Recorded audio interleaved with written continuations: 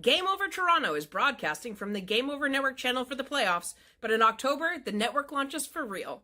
For all your Game Over Toronto content, make sure you subscribe to our Toronto-specific YouTube channel. Open the Game Over Network YouTube page in a new tab from this video, scroll past the bald guy talking, and click on Game Over Toronto channel in our featured channels section. Click subscribe and make sure you hit the drop-down menu to get notified when we post videos or go live. Tell all your Maple Leaf fan friends and family to check it out, and make sure you smash that like button. Happy Thursday, everybody. What a goal. What a game. What a game by Joseph Woll.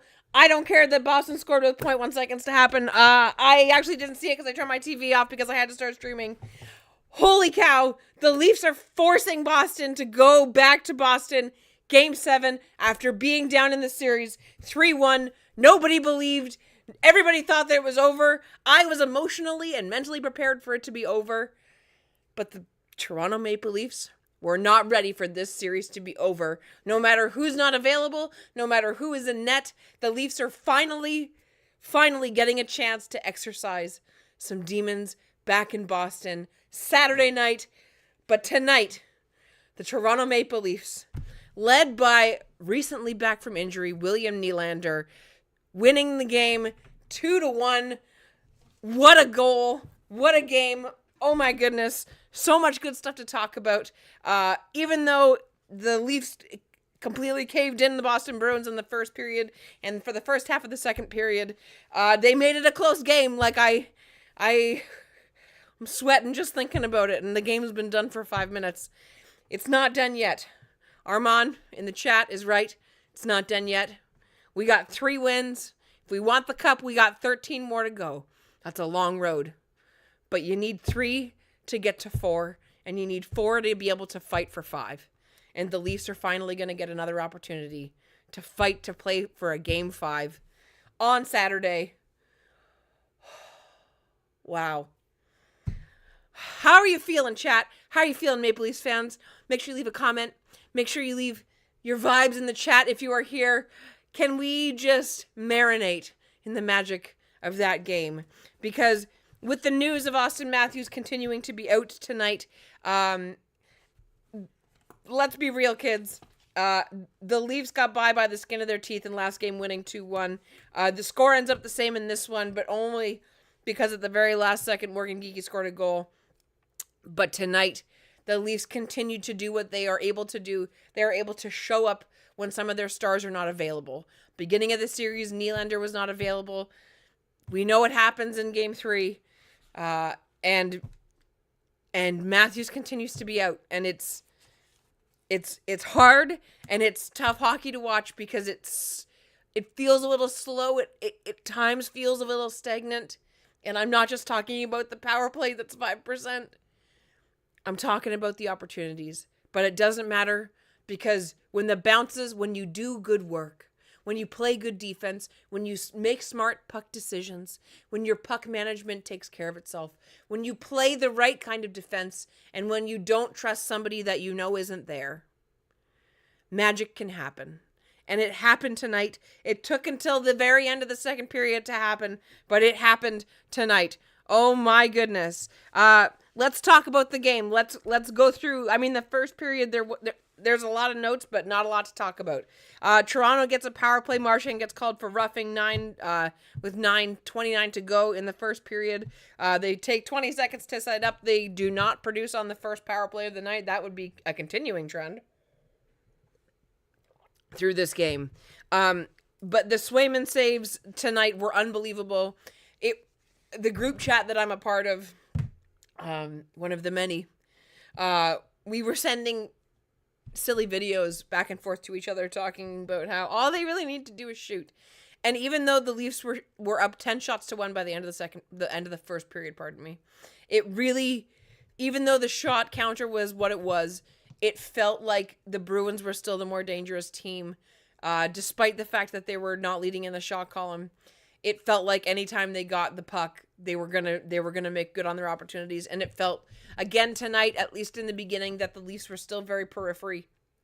But as the game went on, They dove a little deeper, they skated a little harder, they got closer to the net, and they made good on some other opportunities.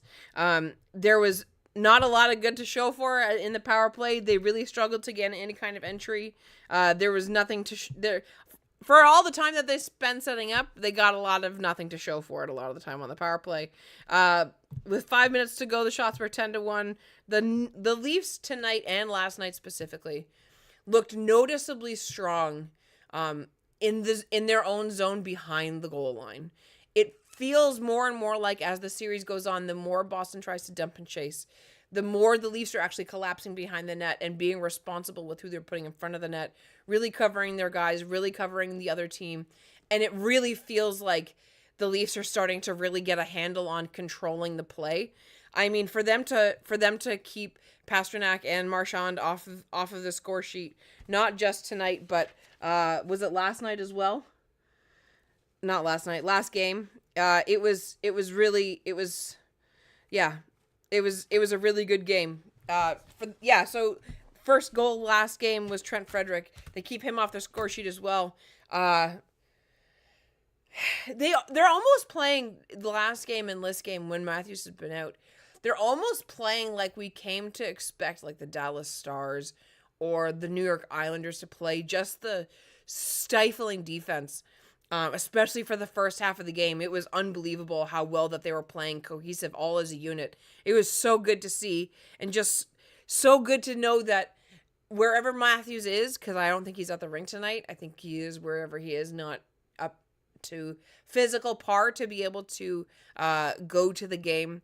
I hope that he feels compelled and feels relieved knowing that the team is still going to fight even if he's not there. So the end of the first period, Nyes stopped right at the horn. The shots were 12-1 to end the first period. There's a really good chance in the beginning of the second period by Jake McCabe. There's a Toronto double minor power play that they are unable to capitalize on. It was a double minor on Pastrnak for the high stick, and the Bruins were able to clear. They weren't able to get any kind of good entry. It looked like as it was going on, they were sort of trying different ways, but it just looks so disjointed, honestly. You know, earlier in the series, there was a bunch of misplays. Whole bunch. In game 1 and 2, I mean, we spent a significant amount of time on those shows of Game Over, which if you haven't watched, please go watch them. Talking about the Leafs' inability to capitalize on any of the opportunities and how Boston is so good on their power plays. And so Nick Barden actually, Nick Barden. If you don't know Nick Barden, please go follow him, Nick Barden, on Twitter. He's a great follow. He's a beat reporter for not only the Leafs now, but the Marlies as well. And he talks about he tweeted tonight, "What would you do to change the Leafs power play? What would you do? Tell me we'll get to this a little bit later in the show, but if you're the coach, okay, you wave a magic wand in game 7, you get to show up, you have, let's put a caveat on that, you get to have a practice with the team tomorrow, Friday, the day between game 6 and game 7, where you're able to practice with the team, so there's a fairly high chance that they will execute it well. What would you do to change the power play? Put your answers down in the chat and we will get to them later, and then go back and answer Nick as well. My answer to that whole conversation was I would simply look at game tape of any other team and hope with a modicum of truth that they were able to execute that, and if not, then I hide fish in Guy Boucher's tire, because at this point, there's no good answer as to why the power play is as bad as it is. And at this point, there's no point in trying to discuss it or trying to solve it, because they are now have forced game 7. And despite the fact that the Leafs have only scored, 6 goals in the last 9 periods of hockey, they are able to force game 7. So, I mean, tonight they get 2 power play opportunities. Boston gets 1. And I bet Boston would have loved to have gotten another couple. I know that one missed boarding call right before the Leafs won goal, it should have been a penalty. It should have. I am a biased Leaf fan. I am a biased Toronto fan. I am happy to admit that. Should have been a call. That's 100% boarding. It was a little bit rough. I don't love that kind of stuff. I love rough hockey as much as the next person, but that was unnecessary and it could have really hurt somebody. But they don't call it. It happens, right? Calls like that are missed on any team, on any game, in the playoffs, calls get missed. Whether it's intentional or not, things are not called. And so Boston isn't able to capitalize on their power play.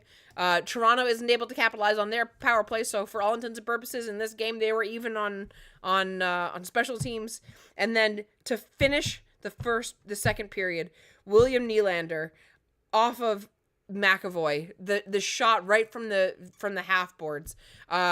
He shoots it on net. It goes off McAvoy's knee in the back of the net. 54 seconds to go. And right after that goal for the rest of the period, the Leafs were skating like crazy around Boston. And you could tell that there was like blood in the water and the Sharks were circling because, oh my gosh, they were on fire for that last few minutes. I will say, like, I wrote down the shots were 17-4, 10 minutes in the second period. That was quickly erased because in the second half of the second period, Boston really started to get a little bit of juice. They started to get some flow. They started having a lot of really good cycle chances.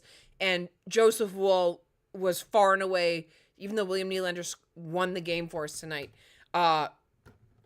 is the miracle that we were all hoping for. A couple of days ago, not even a week ago, the Leafs were down 3-1. And lots of people, myself included, Saturday, April 27th. Lots of people wrote the Leafs off. There's no way they can come back from 3-on-1. And I will admit, I thought that they may force another game. I didn't know if they were going to make it to 7. Everybody that is a Leaf fan, we all said we need a miracle. And Joseph Woll, for the last 7 periods of hockey that the Toronto Maple Leafs have played, has been the miracle that we've all wished for. He could not look steadier. He could not be calmer. He could not, in the biggest moments, look more like the Joseph Woll we were all hoping was going to be available after his injury. Going into the playoffs, if you go back and watch, lots of us were hesitant. Lots of Leaf fans, lots of hockey fans in general, were very hesitant about picking which goaltender was going to start because going into the playoffs, neither was looking good. And Samsonov plays the first couple games. They don't go great. We lose most of them. They pull Ilya Samsonov. They put Joseph Woll in. And from that moment, there has not been a single question about who should be the Leafs starter in the playoffs, at least for the rest of the season, or at least until he gives us a reason to believe otherwise. Because tonight, there was more than one opportunity that Boston had. Some of it, you could say it was puck luck. Some of it was making your own luck. And Joseph Woll, cheers to you, buddy. Happy hydration. Hydrate, everybody.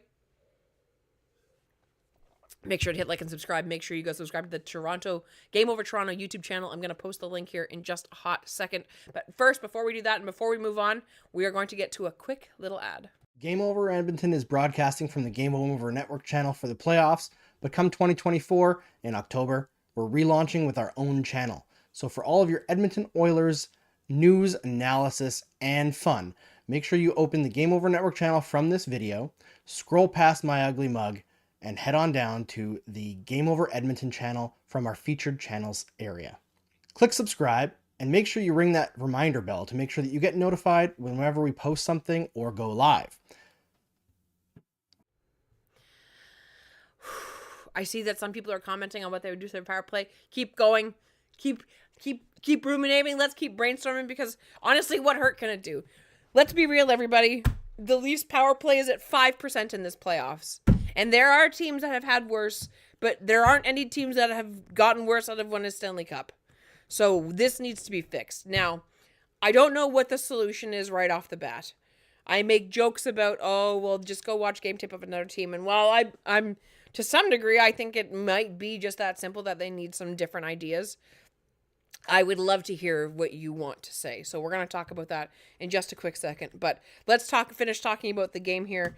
End of the second period, Joseph Woll again. I have so many notes that just says Wall stands tall. Like at least half a dozen on the one page. He saved the game basically on a 3-on-2, right with basically halfway to go in the third period. As the third period went on, there was a lot of opportunities that the Domi, Bertuzzi, and Nylander line was getting. They were having a lot of opportunities in the Bruins end. They were all around the puck. Max Domi on the close side. He's really good in that spot, man. And like, I don't know why they wouldn't re-sign him in the offseason, because he's been exceptional. He has shown up in such a big way for the Leafs in the last 2 games with Matthews out. If they don't have him, we're dead in the water. That's not even a question. That is a statement, because between his face-off percentage, between his playmaking abilities, between the opportunities that he has created because of just taking an extra half a second, I expect that, before July 1st that they announce a re-signing deal for Max Domi, because holy cow. There was a offside called with 6:59 to go in the third period. The Bruins were icing it all over again. The Leafs iced it back-to-back with 5:21 to go. With 4 minutes to go, it really felt like the Leafs were just going to try to kill off a double minor. I was actually surprised that they didn't pull Jeremy Swayman sooner. I imagine that because it was a 1-goal game that they really didn't want to do that unless they have to.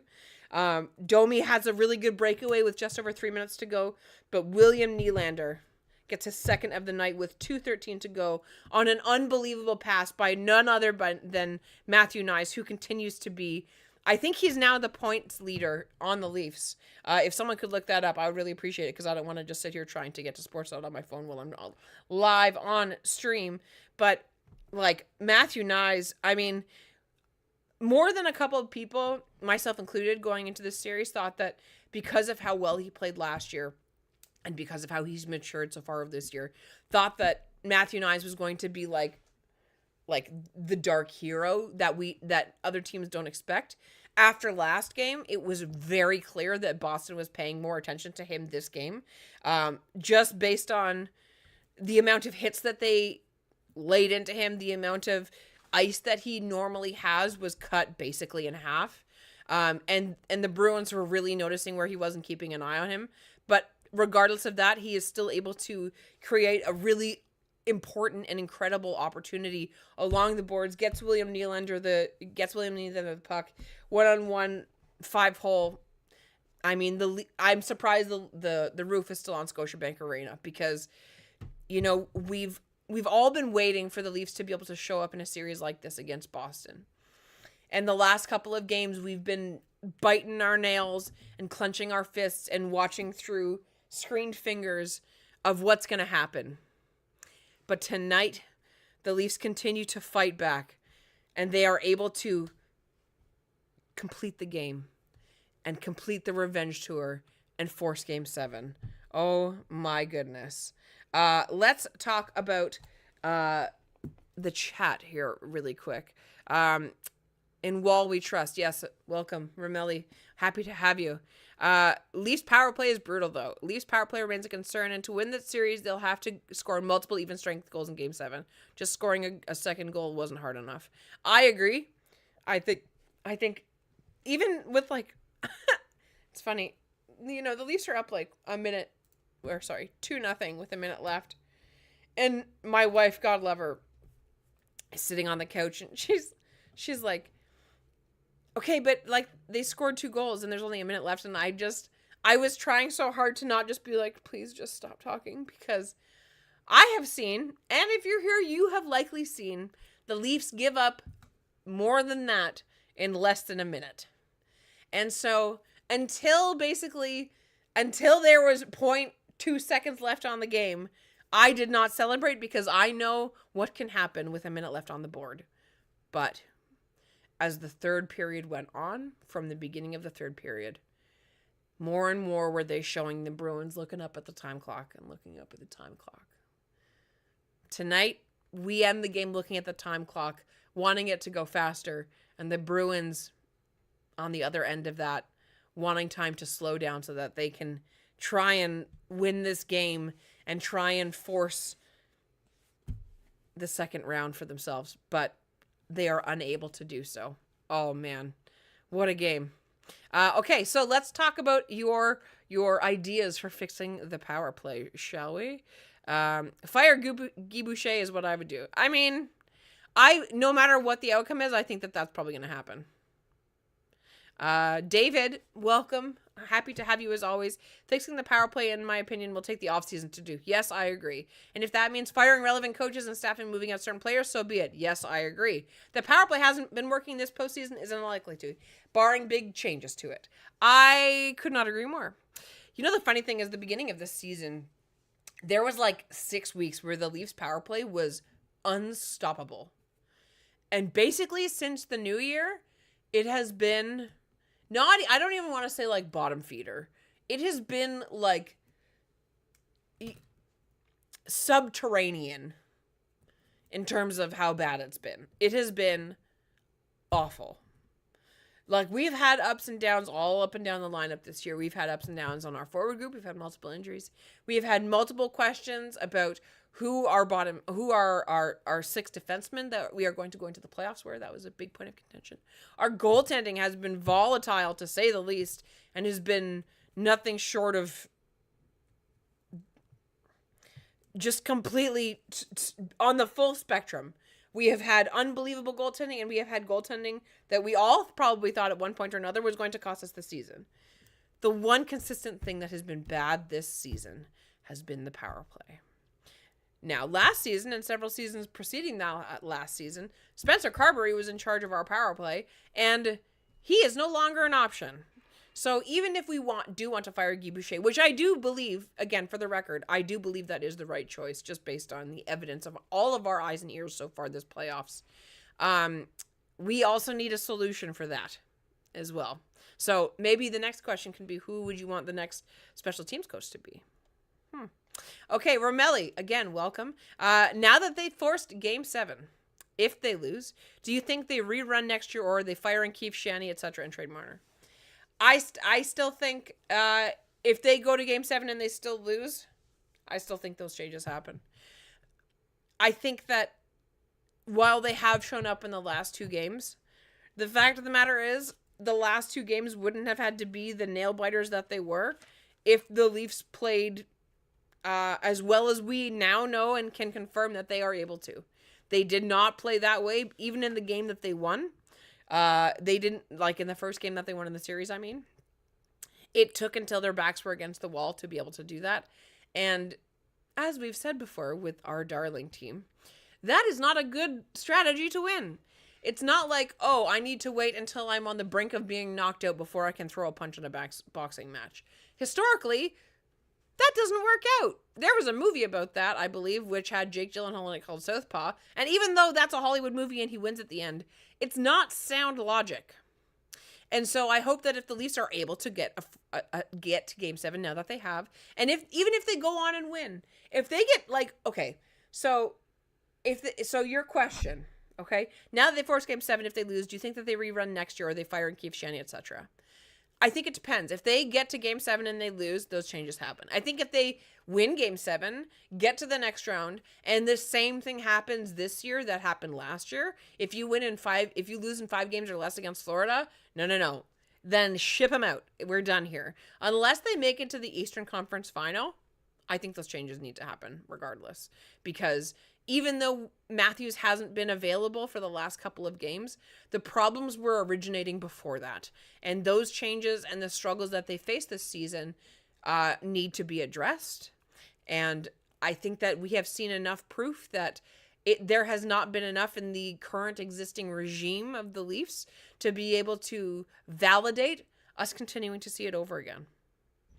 Thank you for your question. That was a great one. Let's keep going. One of the power plays I could only count that's been in the postseason that's worse than Leafs. That of the LA Kings squad that the Oilers didn't convert on any such opportunity. Yes, and if I remember correctly, I think Dallas is also not doing well on their power play again in the series against Vegas, which they're now, if I'm not mistaken, they are winning. Music for Al. Welcome, buddy. Happy Thursday evening. Stop the damn drop back on the power play. It doesn't fool anybody. You know, Al, it's almost like we've talked about that at work before. Yeah, I mean, it's no secret that entry doesn't work. I'm pretty sure that you could probably go watch a Junior B game and that would have a better entry style than that one, because that's rough. hopefully. The Leafs should the Leafs not qualify for a 2024 conference final, and Shanahan refuses to allow True Living to touch the Austin Matthews, Marner, Nylander, Riley, Tavares quintet. True Living will if Keith Pelly resigns as GM. Takes Shanny's side, resigns as GM. I certainly would under such circumstances. Domi is leading with 4 points. Thank you, Luke. Nyes has 2. Is that it? Interesting. Who has the... Okay, this is a great question. Luke Venables. Frequent flyer Luke Venables. Happy to have you, pal. Who has the stronger demons? Leafs with their Game 7 history or Boston with blowing a 3-1 lead? I mean, I think that both things can be true. I think that this might be the first year in recent history where the Boston Bruins actually might have some ghosts under their bed, which is a happy accident for the Leafs. I mean, talk about being able to seize on an opportunity to take advantage of a team that's got some demons happening. If I'm the Boston Bruins, then I am going to go home, sage myself, and go say however many Hail Marys in church in order to purge everything that is black from my soul to try and cleanse myself, because last game, the seeds of doubt were planted. This game, the seeds of doubt were watered, and those seeds in the daylight tomorrow are going to sprout when Boston goes home, when they sleep when they're on bed, and when they get back to their own rink thinking, I wish that we had closed this out the last time we were here 5 days ago. Because currently, it feels like regardless of if Matthews comes back or if McMahon comes back, the Leafs are going to fight until with their bare hands and bare knuckle box their way to the last bell to try and beat Boston and to exercise their demons. I don't like Boston. It's no secret.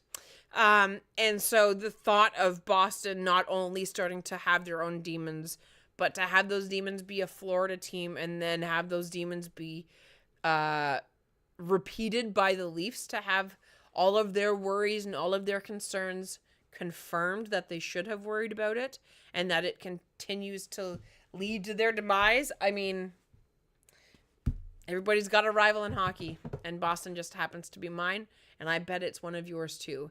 And I think that there would be no better justice for the Leafs than to not only finally slay the Boston Bear demon, but to be able to start this the ever-growing and weed-spreading ability of doubt in the Boston Bruins' mind.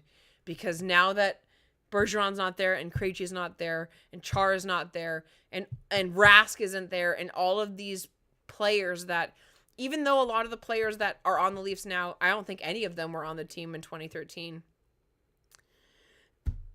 For them to be able to finally get past Boston, I think that it screws up every single person's fantasy playoff tree, which is hilarious. And I think that all of a sudden, Toronto becomes a sneaky pick for the Stanley Cup, especially if Joseph Woll continues to play as well as he had. I mean, that Joseph Woll coming in and being as good as he's been in the last however many minutes, I guess 140 minutes that he's played, it changes everything. It changes everything. And so the Leafs are heading back to Boston. Saturday night, hockey night in Canada. You can't write it any better than that. And no matter what happens, it's going to be a great game. I will be live after it, and it's going to be awesome. What else have we got going on? Shame Wall lost a shutout. Yeah, like I said, I actually had my TV off by that point because I'm so paranoid about accidentally getting audio on the stream that basically the last 5 seconds I actually turned my TV off because I'm paranoid like that. So I basically did the same thing. I ended up having to actually go on Twitter and get like a replay GIF of what happened. So, I mean, he doesn't get the shutout. I imagine that Willie gets the game puck tonight to put in the thing because I mean, the Leafs played a really good game, solid defensively. The first, what are we at here? The first 39 minutes of the game, the Leafs were doing a lot of really good things defensively, but it felt like no one was going to be able to score. No one was really getting good scoring opportunities. Nobody was getting, even though the shots were counting, none of them felt like quality chances. None of them felt really dangerous. But as soon as William Nylander scored, it felt more and more like they were starting to get behind Boston, starting to get into those spots. And it was, I think we all just got more amped up as the game went on, and it looked like they did too. I mean, how much confidence does this now give the Leafs? Being down 3-1, fighting back 3-2, fighting back 3-3. Now the series is tied. It's a best of one now. It's whoever wins as many periods, the next 3 periods. It's whoever wins the next however many board battles and face-offs. Every single one of those is going to count even more than the ones have in the last 3 days. So I hope that they rise to the occasion. I know that the Scotiabank Arena tonight, I don't think has been that loud all season. It's certainly the loudest that they've been through the playoffs this year. I do want to say this was a problem earlier in the series. People were chanting Jeremy Swayman's name like 5 minutes into the game when the Leafs hadn't even had a shot on goal yet. Whew! I mean, I don't love it, but they're also winning, so I don't know if it works, but it's not working. But boy, does it make me anxious every time. Oh my gosh. Leafs had a 3-1 lead in the 2021 series versus the Habs, only to lose the next 3. The Leafs may very well pull off the reverse of what the Habs did to them. With the only game the Leafs have scored 3 or more goals following Game 4 of the April 2023 Bolts-Leafs series, having been a narrow 3-2 win of Game 2 in the 2024 Leafs-Bruins series. Anything goes for Game 7. I mean, that was a tongue twister to say the least, but you're right. Swayman or Ullmark for Game 7? I still think that they keep Swayman. I mean, realistically, let's talk about the last couple goals that the Leafs have scored against them. The McCabe goal was from distance. And there was a terrible screen. There was no way he could have seen it. The second goal that Toronto scores in the last game, where were we here? Overtime. Matthew Nyes. Again, that goal specifically, that's just a really good opportunity that he was able to make good on. I don't think that one was on Swayman. I mean, realistically, the defenseman left Matthew Nyes alone in front of the net. He didn't see it coming, but he wasn't the reason that Boston lost tonight. And then, Game 6 tonight, the first goal that Willie has, it's, deflected off of a Bruin, which is not on their game card. And then the one-on-one Willie versus the goalie. I mean, that's a crapshoot. There was at least 3 other breakaways in this game where they didn't score. And so they didn't score on the power play tonight, but they scored on one of the breakaways, and I'll take that. I mean, they all count the same. Doesn't help the power play, but you're able to capitalize on those. I think that if the game continues to go, I mean, how devastating would it have been if William Nylander didn't score that goal with whatever it was, 2:13 to go, and then Morgan Geekie scores with like 1.2 seconds left. That's hard energy to deal with in overtime. In a must-win game, letting a goal in with 1.2 seconds left, oh man. I'm glad that we didn't have to deal with it, but it was closer than I would have expected. So I would say you start Jeremy Swayman because I don't think that there's now a question. I think that you start Joseph Woll because I don't think that there can even be a considerable, reasonable question in that category either. Of the members of the Leafs roster, Morgan Rielly, drafted in 2012, is the only player who remains from the lockout-shortened 2012-2013 season. Yeah. I mean, I remember that series, unfortunately, and I try not to. I would love for them to exercise the demons and finally fight Boston so that we can finally stop all this crap narrative. I mean, even if they go win against Boston, they get to go face Florida, which is no picnic either. So I can't say either of those options is a good time, but they got to win Game 7 for that to even be a conversation. So I'm not going to worry about it too much until that happens. So really quick before I sign off here, if anybody else has any questions, now is your time to do so. I mean, look, I'm just looking back at my notes to see if there was anything else that I missed. There was a couple offsides that were called right to end the game. I mean, the more the game went on, it really felt like the Leafs were trying to click, and so was Boston. And by the end of the second period, the shots were 20-14 in favor of Toronto. So in the second period, Boston puts up no less than 13 shots. The third period, I think they beat the Leafs in shots as well, but even still, the Leafs are able to hold out, have more shots on goal, and able to squeak out probably their biggest win of the season. I hope. And I think we all hope that we hear positive news in the next couple of days that Auston Matthews is hopefully going to be a possibility. But if he isn't, which he hasn't been the last 2 games, I have seeds of faith that have been planted and have been watered and are sprouting. And on Saturday, there's a good chance that they are going to produce some nice, big, juicy fruit. And I can't wait to watch. It's going to be an unbelievable game. I hope you come back for it, because it's going to be electric either way. And it feels more, as the series went on, if you go back and watch a couple of the earlier games over when the Leafs were down, one of the things that I spoke about more than once, if I remember correctly, was the fact that last season against Tampa, the Leafs seemed to really be able to seize on those opportunities when turnovers happened in the other team's zone, in the flurries in front of the net.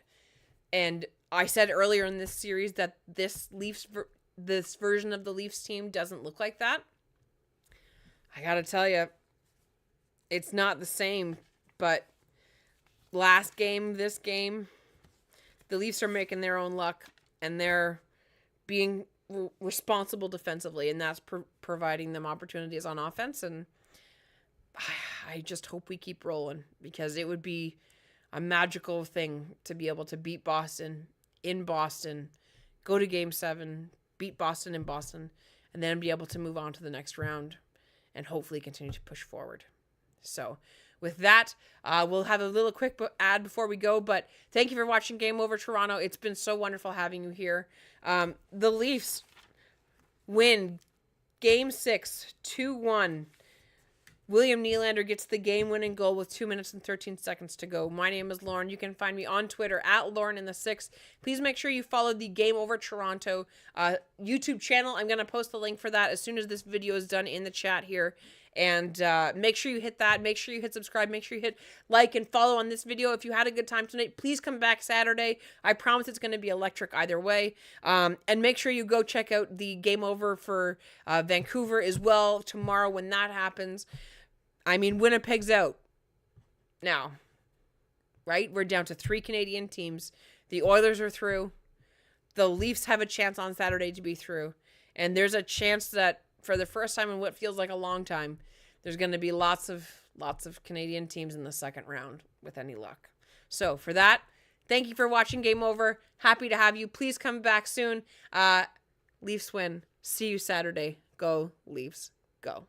Game Over Edmonton is broadcasting from the Game Over Network channel for the playoffs, but come 2024 in October, we're relaunching with our own channel. So for all of your Edmonton Oilers news, analysis, and fun, make sure you open the Game Over Network channel from this video, scroll past my ugly mug, and head on down to the Game Over Edmonton channel from our featured channels area. Click subscribe, and make sure you ring that reminder bell to make sure that you get notified whenever we post something or go live. Tell all your Oilers fan friends and family